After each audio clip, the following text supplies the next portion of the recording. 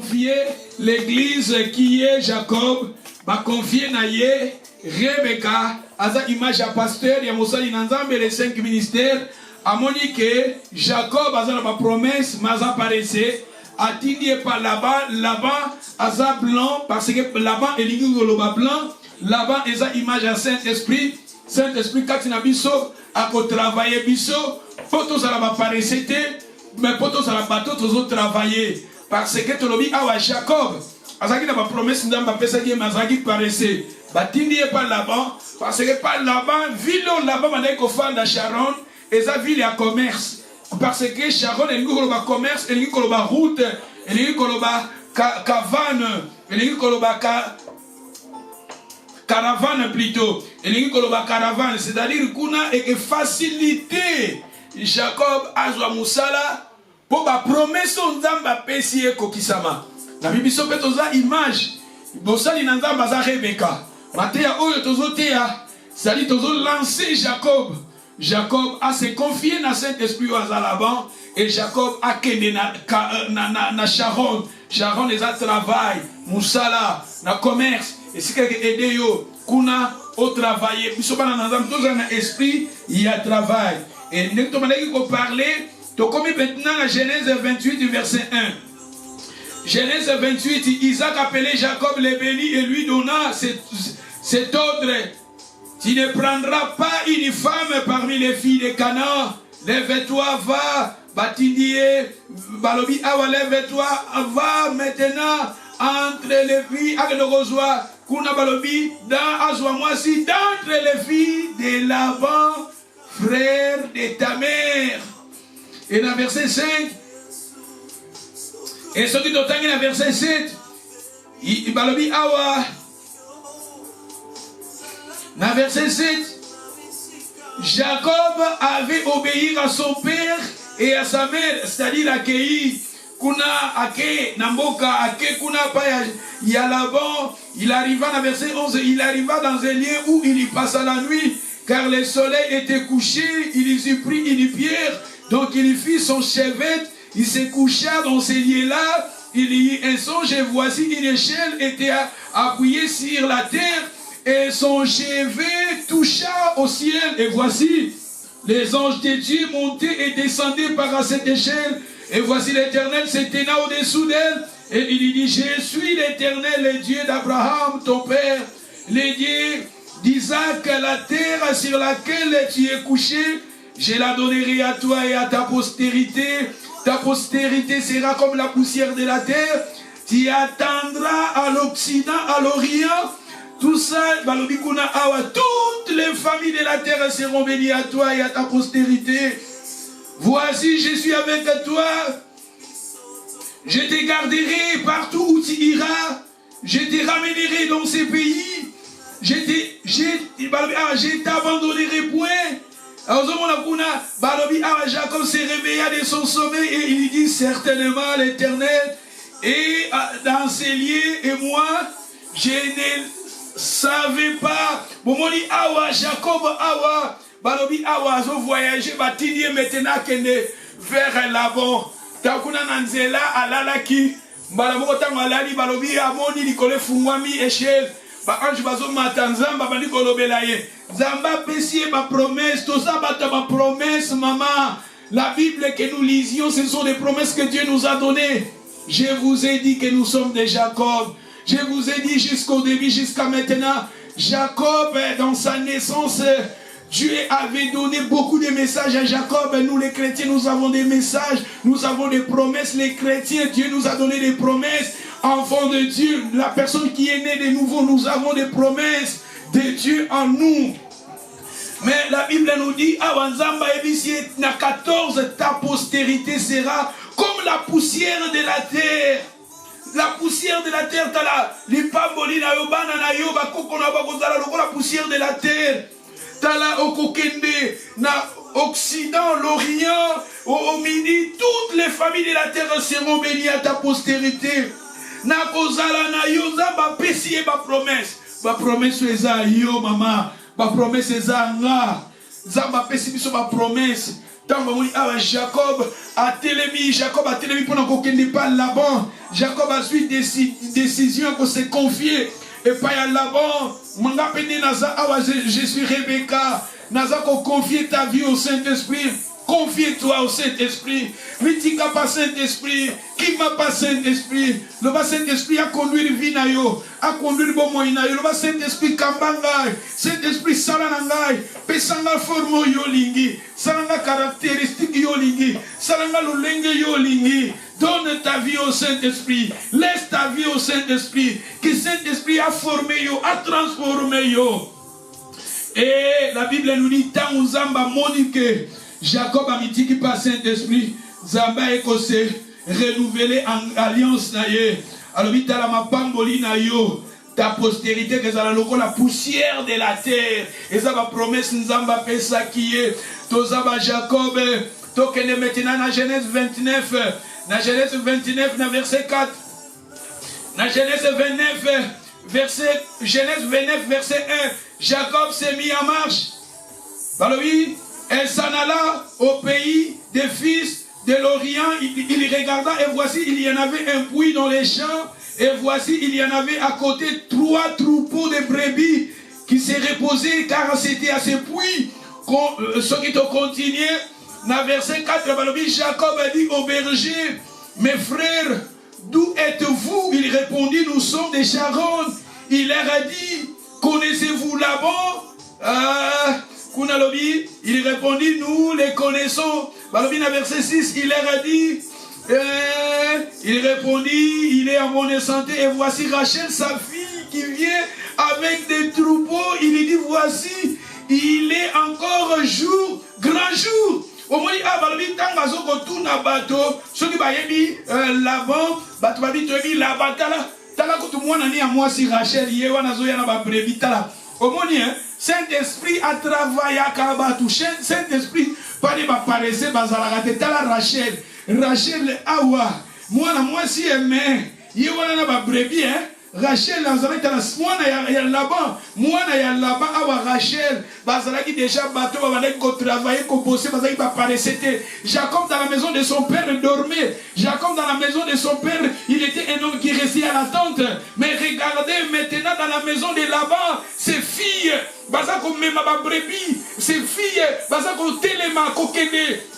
Et sa mère aussi, Rebecca, elle était une femme, Rebecca qui était sa mère, elle était une femme travailleuse, vous connaissez la choix de Rebecca, parce que dans Babala qui Rebecca, les serviteurs, il y a Abraham, Rebecca aussi, elle était une femme qui travaillait, des hommes, au Bazan Nzambe, travaillent, des femmes et des hommes dans la Bible, au Bazaki Nzambe, vous savez que Rebecca, c'était elle qui avait donné de l'eau au chameau, la Bible nous dit ils étaient 10 chameaux. Les chameaux bazana ba réserve ya mai na Mukongo. Mais tala moi sur Rebecca choix et ça qui azaki travailleuse, azaki paraissait. Mais regardez aussi, c'est pour cela Rebecca connaissait que son frère azaki Moutou bane ko travailler. Il envoyait son fils vers là-bas parce qu'il y a dit là-bas qu'on fait travailler, il paraissait quelqu'un. À travers Matthieu, à travers Matthieu, à travers Nazo confier vie na yo pour na Saint-Esprit pour parler sur yo za na mwekene. Tala, ola muka na ntongo loko kusala tofandi kuna, ndaku salité, cuisine salité, ba chambre salité, salle de bain salité, garden, et ça la garden mususu ko continuité eux. Matiti na et comment na ba 3 mètres, 2 mètres et demi matiti. Ah, tala. Donc il pas Saint-Esprit travaille sur le salama. Et Saint-Esprit, balobi batindi maintenant. Nanda kuya Laban to moni Rachel. Rachel azaki mwana mwasi. Mwana ya Laban mais azaki mwana mwasi bane ko travailler. Na Saint-Esprit ba paraître bazalaka te. Na famille ya Laban, na libota ya Laban. Bato bazoko se confier par là-bas paraît ces alagate oko bima na ba brebis, oko no lier sa ba brebis, oko no luki sa ba brebis. Abazol bagoto il y en avait 3 groupes de brebis. 3 groupes de brebis, Rachel y est en a ba brebis. Parasite, nanzambe toliki parasite. L'église toliki parasite. Na famille bananzambe toliki parasite. Tu dis bateau bazo travailler. On bazo travailler dans ba foyer. On bazo prendre soin ya ba famille. Ya ba couple na bango. Ya bandaku na bango. Ya mibali na bango. Ya basi na bango. Ya bana na bango. Oyo pe bazo ko bongi sa vie spirituelle na bango na Nzambe. O bazana ba moment ba adoraka. Azana moment moko za na intimité na Nzambe na Saint-Esprit. Na moment moko adoraka Nzambe. Na moment moko intercédaka ye moko ta relation avec le Saint-Esprit là. Il faut tout travailler, c'est ça. Ça pas les deux ça va paraître. Mais ce que c'est qui peut, on ne met à ta 2 heures, on ne met à ta 4 heures, on ne met à ta 3 heures, on ne ça ce que tu dis au sala. Que ne peut qu'on sala na so pesa ba musu bazo sala. Et ça ba musu peut-être à maman ya bana azo kozwa. C'est ça ko battre la pe bana kozwa. So ya bana ça peut travail. Il y a une photo ça on peut bien, c'est ça que bana et ça bana musu so komona.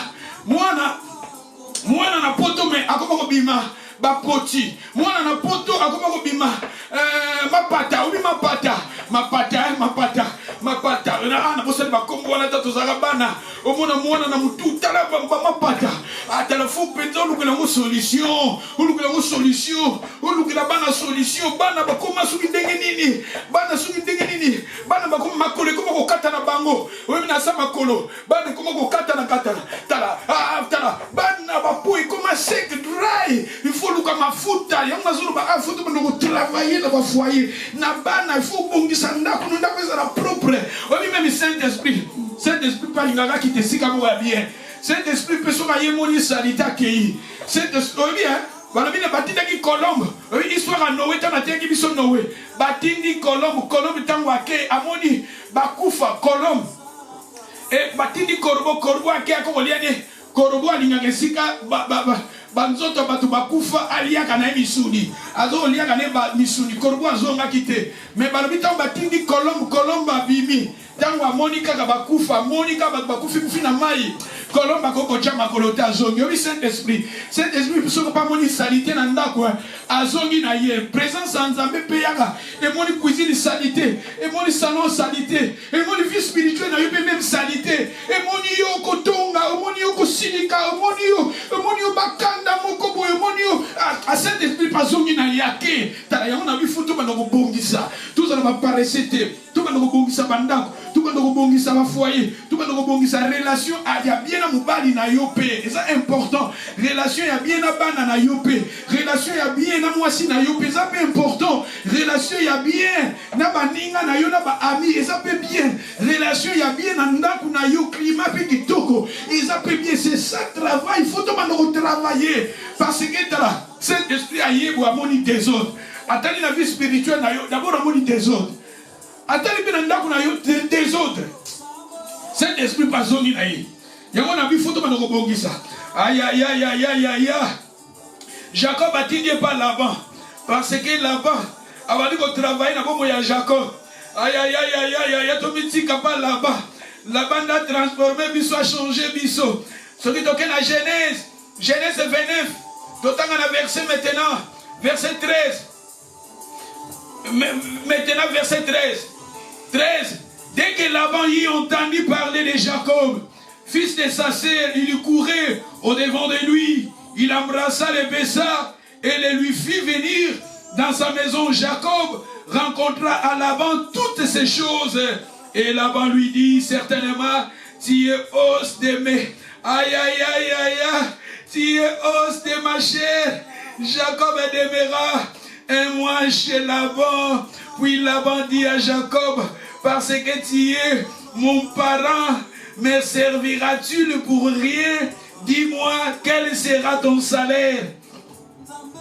Et dans verset 16, or Laban avait des filles. L'aînée s'appelait Léa et la cadette Rachel. Et Léa avait les yeux délicates, mais Rachel, elle était belle de taille et de figure. Jacob aima Rachel. Il lui dit, je te servirai 7 ans pour Rachel, ta fille cadette. Et Laban dit, j'aime mieux te la donner que de la donner à un autre homme. Restez chez moi. Ainsi Jacob a servi 7 ans pour Rachel. T'as là maintenant, Jacob maintenant. Aïe à votre Saint-Esprit. Oh, ya, bon bien. Moi, je pense que Rebecca a commis lettre. Après si lettre, personne de Konanga Mobali. A commis lettre, personne de Konanga Mobali. Negozo Kende. Faya Yananga.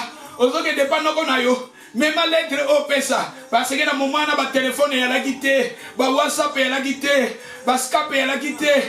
Messenger et la quitté. Android et la quitté. Aïe aïe aïe aïe aïe aïe. Aïe aïe aïe. Dans le système Nabiso Alelo. Dans le système Nabiso Alelo. Il y a Lelo sur les aïkas. Jacob Azan a vu Azoko Kende. Déjà Rebecca Benga qui là-bas. Binegazo Yawana. Na lingi ya alanga la ka eloko osala ezate na lingi yo ya ndeko zala vraiment muta caractère travailler ngai échanger ye abandoko la mukanga na tongo abandoko toka ga mai abandoko liesa ka ba brebis na liga za paresa za ba promesse ba pesier awa na zo ye ba va bota manzamba lobaki ke akuzala muntu munene maliki kolala liko sala te. Papa n'a écouté à prophétiser, à passer déjà ma femme. Il m'a dit que là, il y a un atelier, il y a que les mawate. Na ligi vraiment bon, il s'est là moi na wana changer, a changer na ligi talata na zoya a wa changer. Aïe aïe aïe aïe. Tala na lettre, ngana munya sala ki onde na lettre. Akomaki na lettre, a pesi lettre. Jacob a pesa pande konaye. Maintenant awa. Et comme Jacob m'a dit qu'on travaillait 7 ans. L'homme, il avait travaillé 7 ans. Parce qu'il aimait. Et la Bible nous dit Alingi Rachel. Jacob, il aimait Alingi Bala Rachel. Ne connaît cousine naïe. Mais la Bible, pour pas faire ça, Rachel, il faut travailler 7 ans. A comme il faut travailler. Tala mutaba promesse. Ma promesse, c'est que Bandoro Sala na ba vie na biso. Tangu to côté, le matomani qu'on travailler. Jacob, tala azaki na ba bénédiction spirituelle. Kuna tomoni. Azaki na ba bénédiction spirituelle. Mais maintenant, awa, les accomplissements de la promesse de Dieu, ils vont se manifester quand naye, abandi kosala. Okobala moi sindengeni. Yo lingo bongisa vie na yo. O lingo bongisa foyer na yo. Tala fo bando kosala, yo lingi vie na yo e bando orienter à la stable. Il faut bando kosala awa tomoni parce que yaki na Sharon na ngoro ba commerce, ville à travail. Et non on a abandi ko faire travailler. 7 ans ya travail. Jacob, il a travaillé 7 ans. Kuna Zalagi paraissait, il restait à la tente de sa mère, il restait, il dormait. Mais maintenant, Azolinga Bala, maintenant, Azolinga, ma promesse se manifester dans la vie. Banda ko travailler 7 ans. Yo lingo Bala, ça va nous Alinga Bala. Et ça va basi mususu, basi, Moubali Zolingo Bala, moi aussi, mais moi aussi, je me rappelle si bon. Et elle a raté, yo lingo bala moi si il m'a pêché au bon. Et elle a raté maman tala, tika mobali a travaillé, a kuna ba poyo ba pays qui coule les miens. Tu as ba poto a, mututa désert a pas ba robeta 6 mois, a ngisi mbonga libala. Tika mobali a bimisa na mbongo na mutoki na ye. Parce que ya mbongo na rapita so comme na problème bien.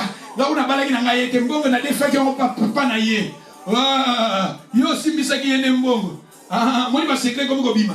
Mobali alingi yo tika ye moga travailler. Jacob ici, Jacob voulait Rachel, il travaillait 7 ans. C'est-à-dire mbongo il fallait pas payer ça ye, mbongo wana ezo kendende na libala. Ezo kendende na libala. Jacob e bonga kala la ka pongi, amona kaka ndenge nzamba bimidi kuna na ndoto, amona kambala moko mbongo ye, ale mbongo wana pesi d'abord. Te Zamba linga ki atika ya travailler. Zamba tika kabiso to travailler. Zamba lingi na moment moko telema pe kende musala. Zamba lingi na moment moko telema pe banda na bi travail. Tozo banda na ba foyer, travail na foyer na yo na ndap na yo. Travail na vie spirituelle na yo. Travail na vie professionnelle na yo. Travail d'éducation na yo. Travailler. Jacob a tout le monde dit travailler 7 ans. Travailler 7 ans wana, azo toka mai, azo nolesa ba brebis, azo sala musala, bazo futete mbongo wana, eza mbongo ezo kene na compte à Rachel parce que il voulait alingaki Rachel. Mais la Bible nous dit tant a travaillé pendant 7 ans et la Bible nous dit na verset, tous en verset 19, la vendue na verset 20, ainsi Jacob servait cette année pour Rachel. Et elles firent à ses yeux comme quelques jours, parce qu'il l'aimait. Et ensuite Jacob dit à Laban, donnez-moi ma femme, car mon temps est accompli, j'irai vers elle. Laban réunit tous les gens d'Ilié et les filles. Jacob a travaillé 7 ans. Dans la 7 ans, c'est rapide. Elle m'a comme un peu la fille, on a besoin de Rachel. Obi Rachel est là. Babylone quoi qui tombe autour de Lukanavi. Rachel, Jacob aimait Rachel. Comment il voulait apprendre Rachel? Faut travailler 7 ans. Rachel a zé loko yozo Luka. Rachel a peut-être à cause de peut-être Mukanda. À cause de peut-être Ndaku, à cause de peut-être santé, à cause de peut-être voiture, à cause de peut-être matériel au moko. Rachel est l'image de quelque chose que tu aimes. Mais il faut travailler pour avoir cela. Jacob pour avoir Rachel, et Jacob a travaillé 7 ans. Mais la Bible nous dit après les 7 ans, dans verset 23, le soir, et la Bible nous dit tant il fallait pas passer Rachel, pas passer Léa. Ah, oui, mais pas vivre comme à la maman moko boye. Au travail qui peut jouer l'eau moko boye, au soit likamu moko boye, au soit résultat moko boye. Le résultat on est allé la Rachel. Et l'eau on a au travail qui au salaire qui me faut pour y soit Rachel, mais aux Rachel te aux Léa. Mais Jacob a l'embagité parce que le Saint-Esprit Laban voulait travailler son caractère. Le Saint-Esprit comme on rappelle à moment moko azolinga ozo singa Saint-Esprit à ça le boy. Mais azo tu connais la position wana. Yozo luka Rachel, mais Léa ndim des aliboso na yo. Mais la Bible nous dit ici. Si nous lisons Genèse 29, verset 27. Dans verset 27, acheva la semaine avec celle-ci et te donneront aussi d'autres pour les services que tu feras encore chez moi pendant cette nouvelle année. Et Jacob fit ainsi, il acheva la semaine avec Léa, puis Laban lui donna. Il y a ceux qui sont au Congo, il y a d'autres qui sont à l'extérieur. Mais l'Esprit de Dieu n'a pas de barrière pour te toucher. Ceux qui t'otangi wana otangi nase yesiko yotan ba pesiye Rachel balobine sous travailler pour na 7 ans.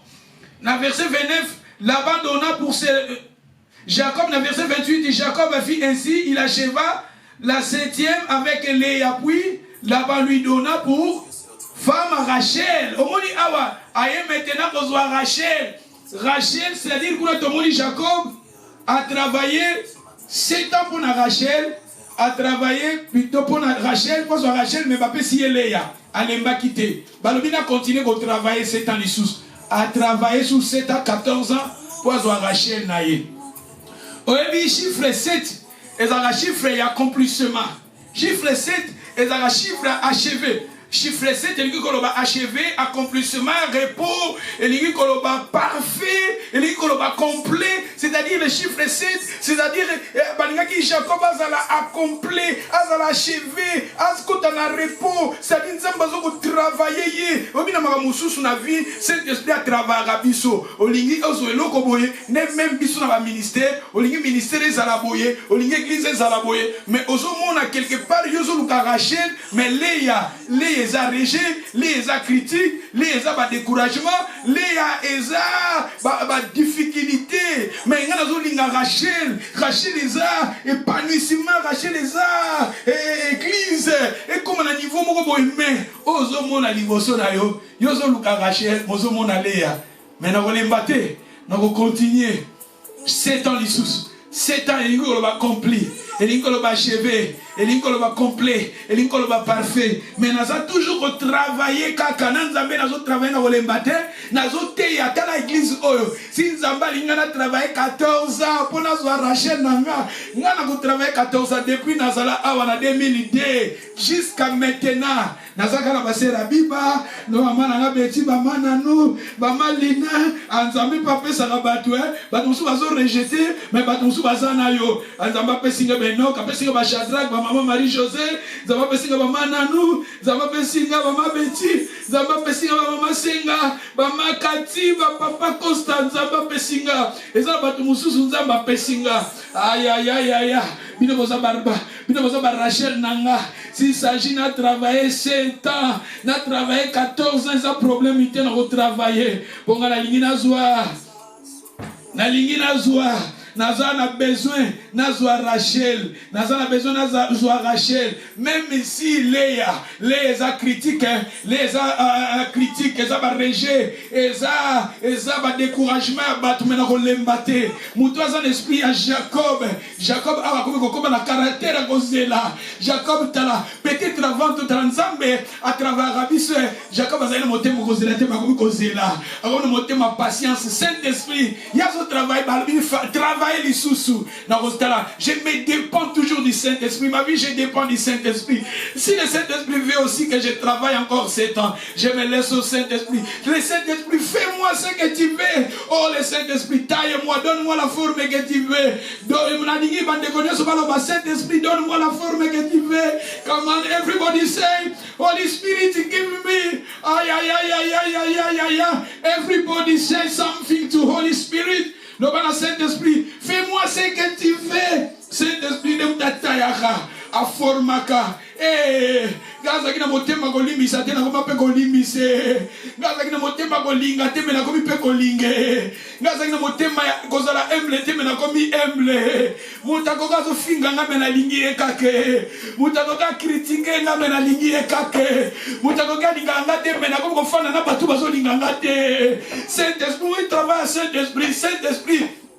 A kolinga bina ba film mususu ba apôtre Paul ba ke côté ya tanga livre des actes des apôtres 11 balobina ba mboka mususu ba ke côté ya Saint-Esprit empêcher bango Saint-Esprit mutatindi bango mais empêcher bango et comme on a un moment moko Saint-Esprit peut azoko travailler yo olingo zwa Rachel mazo peso toujours Léa parce que lingo za motema kolinga oza motema kolinga maman mona ema mususu na foyer na yo Molinga qui Rachel, Mozomonaka Léa, Léa eza critique, Léa eza confusion, Léa eza l'infidélité à ton mari, Léa eza connaît les ba dispute, eza ba confusion, ba trouble na foyer, Léa eza maladie, Léa eza pauvreté, Léa eza la mort, Léa eza les faiblesses, Léa, mais Rachel souvent nous voulons Rachel eza guérison, Rachel eza kimia, eza prospérité, eza élévation, eza guérison, eza relation qui toko kimia na foyer. Yango des Rachel, mais souvent yozo luka Rachel, mais on a toujours Léa. Kolembate na losambo. Mitika toujours na Saint-Esprit. Kolembate mitika toujours na Laban. Négocier na Laban. Coopérer na Laban. Continuez toujours à travailler. Continuez toujours à percer. Peut-être au sein qui est fort. On a qui sombe loko moko boye na vie. Mais au sombi en côté. Yon a qui Rachel. Mais on a toujours Léa. Mais kolembate. La vision le Jacob a vision et Rachel il a travaillé, il a recommencé. Les gens courageux va recommencer. Na choix qui na 2005, na choix qui na 2016, na choix qui na 2017, na choix na 2018. Mais en 2020, il n'a pas l'embâté. Peut-être 2020, 2025,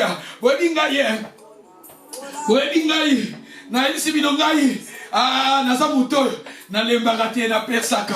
Oyebi ke na wanda ko sala bakuri ya comptabilité na oyebi na sali na collège plus de 10 ans ya comptabilité. Aïe aïe aïe aïe na collège na yekola math ba math GCSE foundation GCSE A level GCSE high level oyebi na math na yekola math ya foundation math ezaka fondation ezaka B A level ezaka A level.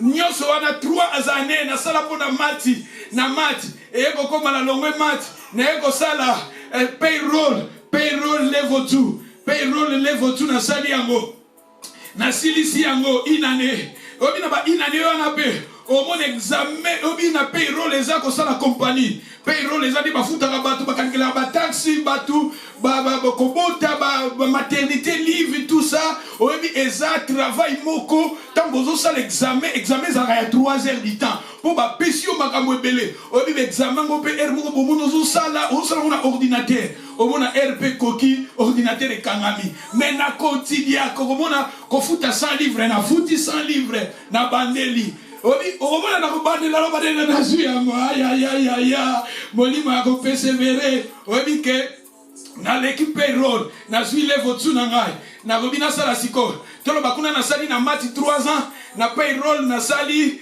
na eko sala payroll na sali une année na payroll et puis si 4 ans na maintenant na sala sage pour na sala sage basengi ngai faut na sala 2 ans na bandi na premier level na silisi yango deuxième level na silisi yango pesi lokola kuna na sala ki pesi lokola 6 ans 6 ans na sala ki boso 3 ans ya mat na ko sala une année ya payroll na ko sala 2 ans ya sage et pesi ngai siko neti 6 ans na siko na peni année moko année musuna ke doko kota na sala na université na kendaka na université plus de université ya Pontypridd na kendanga plus de 10 fois baboyanga plus de 10 fois baboyanga mais naza mutona pesaka naza tala naza Jacob aïe naza Jacob on va ko changer naza Jacob peut-être naza qui paraissait mais na esprit à travail à causer là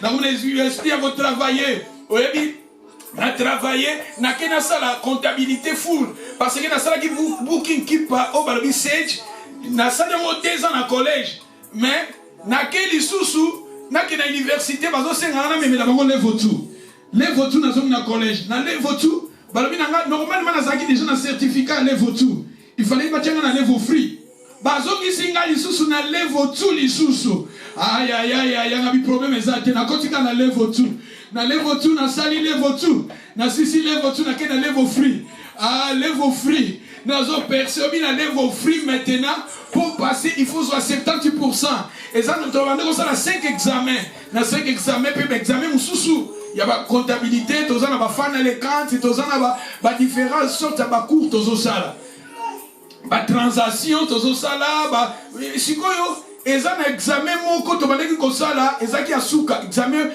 sope na ba 90 ba 95 ba 80 ba 85 tout ça mais eza na examen moko na baleki ko kaka 64 et 69 ce qui na zuite na futi mbongo 75 livres na bandeli na zuite ba chicha ba bioso lukanini la problème ezate na kena université babo inga ba que non faut même la qualification na même ma qualification à level free ya comptabilité nzoka na ba qualification na ngebele ya ba mati ya ba comptabilité ngo pe mususu me bazo singa ka level free level free kaka ezaka ka examen moko nazozwa mo kaka na ba 64 et 69 nkolo mais esprit ya ko percer esprit ya ko persévérer nazo continuer obi un jour na lekango so na 86% na 86% na lekiago ndenge na sepelaka et puis singa retard à une année ba camarade nanga déjà baza na université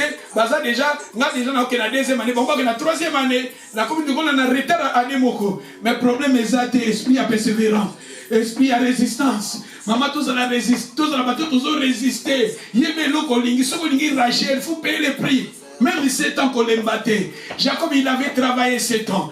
Et il a continué l'université. L'université pour les cas 70%. Mais l'université 40% les kinayo. Tozo percé. Nanzambe tozo percé. L'université wana ya Pontypridd. N'a kenda plus de 10 fois. Je vous dis la vérité, bazo angate. Mais les nazana université ango. Parce qu'il y a un esprit à persévérer. Tous un esprit à persévérer dans Zambé. Yebelo ko yo lingi na Nzambe. Même ici au échoué les loko lembate persévérer continuer. Et ça ba mususu. Obi nga jour na bande ko yeko la ko ma voiture, nazo me ma voiture na drive na nga. Obi na komi na ko na moko boy. Karepime linga liboso. Obi pesinga panique tout ça. Lelo tala. Lelo au moni au persévérer, au komi pe komema, au persévérer, ngana be obi ngana vie. Vie ezalaka difficile, mais na persévéraka. Si on a persévéré dans l'équipe, Obi bino ba driver, ba bazo ba driving. Lelo ya ba ordinateur ngana nzo ba driving akokoma. Ya kokoma tonga kina mboko. Okosa la drive ya kokoma. Ezali ba ordinateur te. Mais so na sali kaboy na zuite. Na sali kaboy na zuite. Na sali kaboy na zuite mais na esprit ya ko persévérer. Na zuite na bouquet Jesus. Na zuite na bouquet. Ah, bato bazo persévérer. Ba résistant. Ba lembagate. Saint-Esprit na biso à travers Rabiso. Bato muso mona so na zuite na eta fandi. Mais zala na esprit. Mutu aza paressé. Obando dépendre kana bat. Batu fo ba ya kozwa yo, batu fo ba benga yo, batu fo ba luka yo, batala mutu aza na aza travailler, mutu aza paresseux, mutu ayi ko travailler ko lingala za la libre. Même bando ko ekola komema. Même quand on paye les prix parce qu'il y a bien l'eau lingi. Nana besoin de mutu fa pushinga. La parole déjà tozo yoka, Saint-Esprit déjà tozo yoka. Azo pushikiso. Pourquoi tozo en église? Pourquoi tozo yoka Matthieu? Parce que Saint-Esprit azo pushio. À travers Matthieu azo pushio. Azo tindika yo que de liboso. Azo tindika yo sala de best. On continue percer. Alléluia. Na moni tinabite so ba mama na bozola na ngai.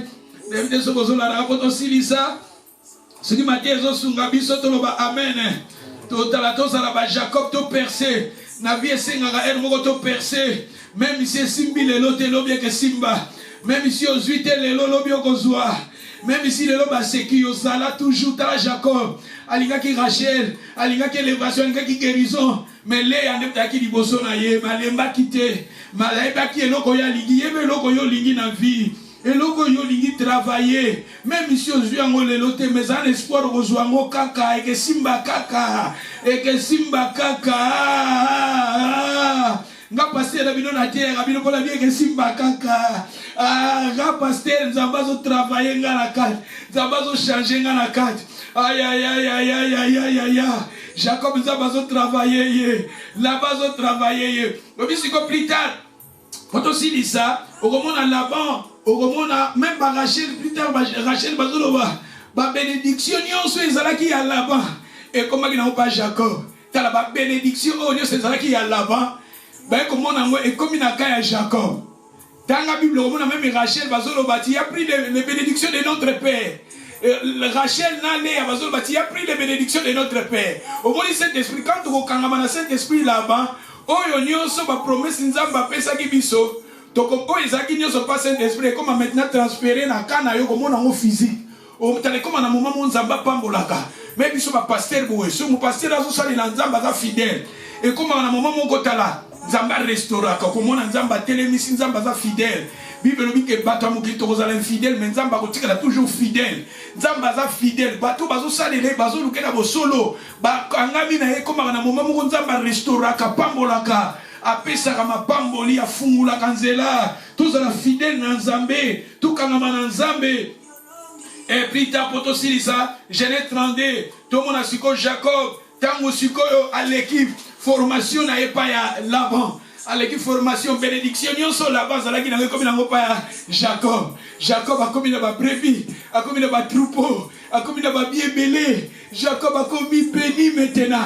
À l'équipe maintenant la test, à l'équipe maintenant la formation, à l'équipe maintenant la preuve, à commis maintenant la maturité. Jacob a vu qu'on louka vie.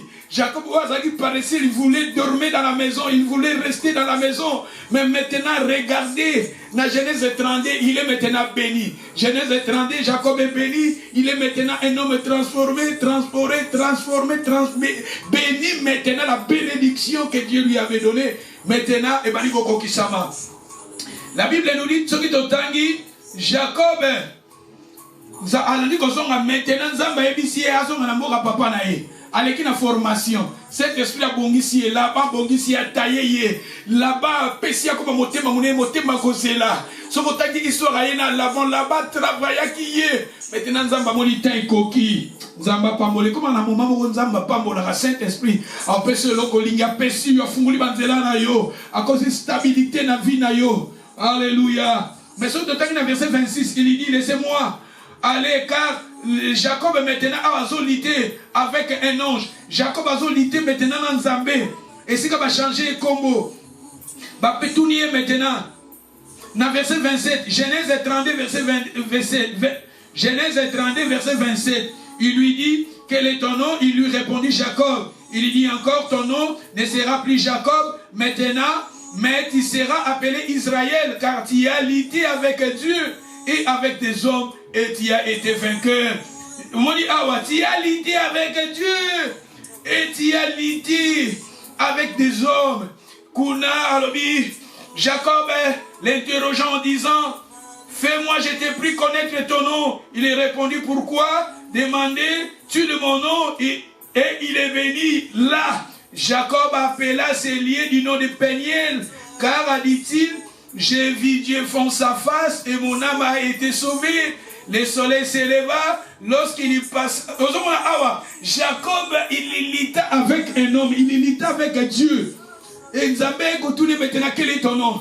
Parce qu'il était un homme, Nzambé déjà travaillait qui est pas là-bas. Et Nzambé a ouais, comme sous ange, sous forme à ange, pour changer maintenant combo. Après ce combo Israël. Israël est une mutualité dans Nzambé, peut aliter dans Batasa vainqueur. Après ce combo à Israël. Pourquoi? Parce que à côté d'une école en Nzambé, il y a ça qui paraissait, Nzambé transformé, pas Nzambé, Nzambé qui apparaissait. Nous avons des promesses maintenant, le Saint-Esprit a transformé, a changé, tous les travailleurs. Tout le monde travailler dans ma vie, tout le monde travailler dans ma famille, dans ma foyer, tout le monde travailler dans ma botte, tout le monde travailler dans la société, tout le monde travailler, tous les hommes, les femmes importants dans la société, dans la famille, les hommes qui travaillent, les hommes qui ont des visions, qui travaillent. Et regardez maintenant, Zamba Bimeli pour la royaume Israël, comment nous avons sous Jacob était, comment on est comme Israël. Israël, na lingakana, na dictionnaire la rousse est le baga Israël est le champion de Dieu. Aïe aïe aïe aïe aïe aïe aïe, osa championne, ma Betty osa championne, maman Abib osa championne, ah Manansi, makambo yokutana na vie, osa championne, ah Papa Costa, makambo yo le gana na vie osa championne. Malina, makambo yo kutana na vie, osa championne. Ah Mananou, makambo yo le kana batesto yo le kaganango, osa championne. Mama nanga kuna, amakati ba championne, mama senga. Toza ba championne, ah Nzambe, apesi Jacob comme ba championne, bon Jacob a lita qui na vie faut liter na vie, tala Zamba lingi bato bazo liter, Zamba lingi bato bazo percer, bato ba seka yo me percer, bato ba finga yo percer, bato ba seka toza na bato tozo telema tozo bunda na Nzambe na losambo, pe tozo bunda na bato, na ba jeune na ba adoration, na ba prière na église na kosalene nazo prier, nazo bunda na Nzambe spirituellement, mais nazo bunda pe na bato, nazo bunda pe na ba difficulté à vie, nazo percer na vie faut persaka, koza la raté mutu ba critiquer ba diko lela, mutu ba lobi loko mo ba diko lela, mutu kuta na difficulté ko ko lela, o komi rouge, souke komi parpillé, o komi kuna, oza supposa ko vivre te, o mi bo manayo, o kufa na yo, vous avez un problème dans mobile, vous avez un problème dans moi aussi, o kufa na yo kaka, o pate tete, Zamba liki toza na champion, bato bazo lité, même dans sa femme seule, mais nazo lité, dans sa femme seule nazo lité, nazo lité, naza bien, naza stable, na bomisi ndako nanga, nazo kodore Nzambe nanga, so nazo kene musa nazo kene naza bien, zala bien maman, zala bien tala, toza ba championne, tala aïe aïe aïe aïe, oza Israël, oza champion, et nazo mona ba championne, ma mespa za championne, Gadi nanga za championne, Jasper za championne, Godwin champion, Kevin va continuer à monter à champion. Ah, Église à Nouvelle Alliance, vous avez championne. Manano, vous avez championne. Magaboyo, vous avez la vie. Oh, tu as championne. Oh, il y a la Église, vous avez championne. Ma Betty, aïe, aïe, aïe, aïe. Oza championne yo. Nazomona ba championne. Ba mama nanga kuna nous.